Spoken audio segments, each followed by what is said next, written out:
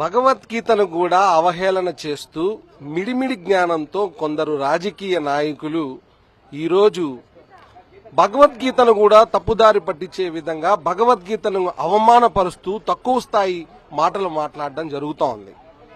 భగవద్గీత అన్నది తిరుమల తిరుపతి దేవస్థానం వారు ప్రింట్ చేసినటువంటి భగవద్గీత. మానవులందరికీ భగవద్గీత అని ఇక్కడ ఇవ్వడం జరిగింది.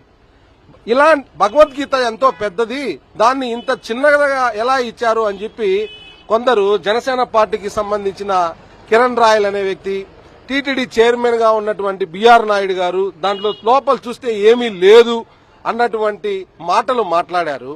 భగవద్గీత పెద్ద సైజులోనూ ఉంటుంది, పాకెట్ సైజులోనూ ఉంటుంది. అదేవిధంగా టీటీడీ వారు ప్రింట్ చేసినటువంటి భగవద్గీత ఇది. జనరల్ గా ప్రతి క్రైస్తవుడికి బైబుల్ చదవడం అలవాటు ఉంటుంది. బైబుల్ ప్రతి క్రైస్తవుడి దగ్గర ఉంటుంది.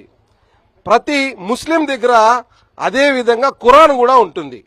కానీ ప్రతి హిందువు దగ్గర భగవద్గీత ఉంటుందా?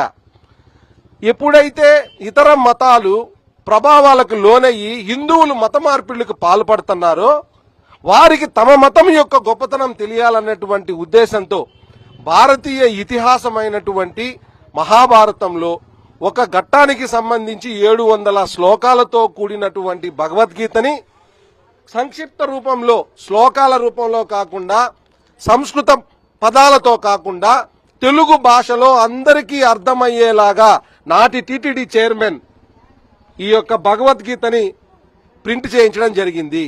ఇది ప్రింట్ చేసింది ఎవరో కాదు, హిందూ ధర్మ ప్రచార పరిషత్ తిరుమల తిరుపతి దేవస్థానం వారు. ఇది టీటీడీ ప్రెస్ లోనే ప్రింట్ అయింది.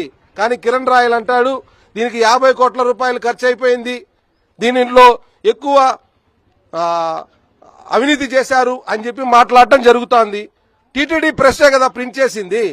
ఈ రోజు అధికారంలో మీరే ఉన్నారు కదా, మీరు మోస్తున్నటువంటి బిఆర్ నాయుడు ఉన్నాడు కదా చైర్మన్ గా, ఎంత ఖర్చు అయిందో మీరు ఎందుకు శ్వేతపత్రం విడుదల చేయకూడదు? మీరు రిలీజ్ చేయండి ఎంత ఖర్చు అయిందో.